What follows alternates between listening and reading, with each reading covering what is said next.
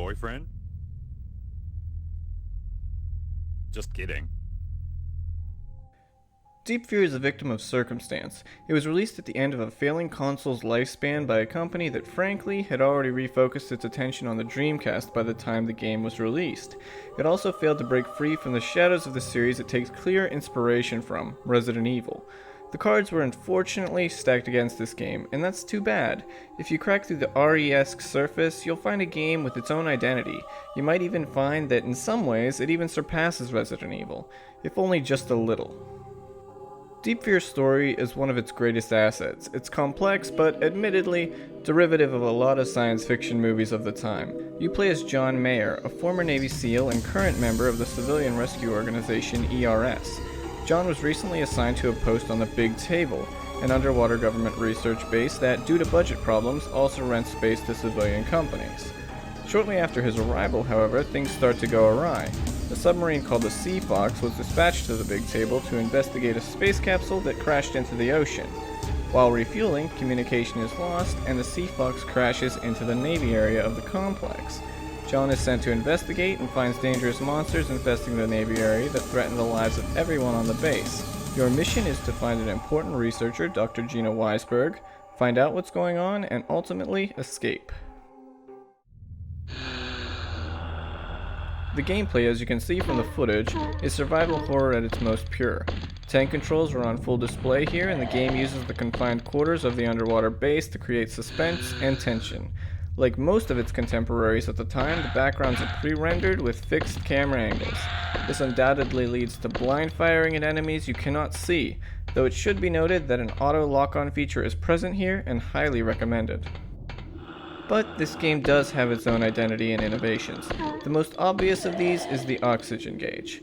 Being an underwater facility, the oxygen in the Big Table is manufactured and carefully controlled by the air unit area. Unfortunately and predictably, this area is crippled early in the game, and after that, you have to monitor the oxygen levels in each room, replenishing as needed at terminals attached to the wall, or, in desperate situations, rely on a personal air regulator or air grenades that inject a small burst of oxygen into a room. There are also underwater portions that again require the use of the regulator. These areas don't add much gameplay-wise, but they do add a bit of variety to the environments and contribute to a couple of puzzles along the way. The combat system also diverges greatly from Resident Evil. Unlike that game where ammunition is scarce and must be carefully managed if you hope to survive, ammunition can be retrieved in storage rooms scattered all over the Big Table. This drastically lowers the tension and sense of hopelessness that you'll feel in the game. On the other hand, it makes for an easier experience, which might be appreciated by someone who finds the inventory management of classic Resident Evil titles stressful. Now, presentation is where Deep Fear really shines, and in my opinion at least, outshines the Resident Evil series. The game opens with a lengthy, highly cinematic FMV that sets the stage for what's to come, and it's not a one-off.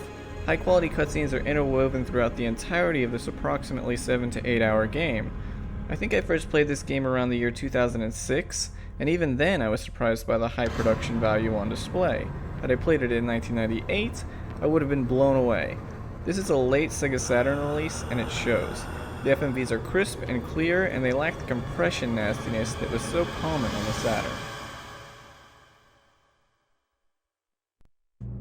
Its in-game presentation, on the other hand, is a lot more in step with what was available at the time.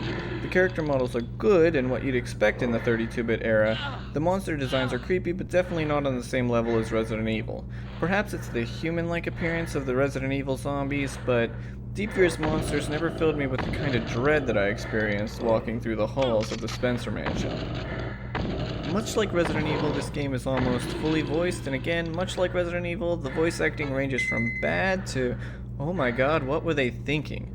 The main protagonist, John Mayer, is okay, but extremely stiff, but the real star here is Dubois, the architect of both the Sea Fox and the Big Table.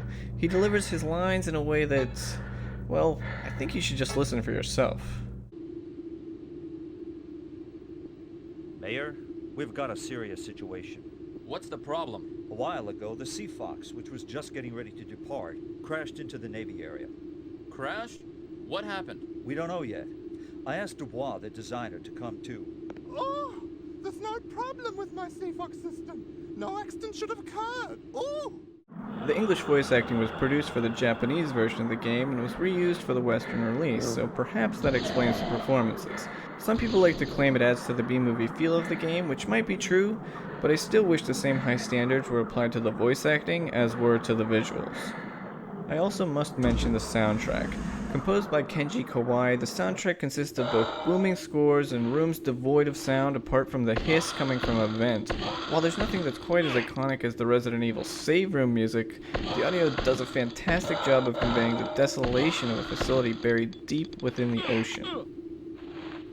Deep Fear is a fun game, even in the year 2016, but to borrow an overused phrase, it's not for everyone. The gameplay is survival horror to the core. Tank controls, slow enemies, keycards, it's all here. But if you're like me and you lament the death of the classic survival horror genre, you owe it to yourself to play this forgotten gem.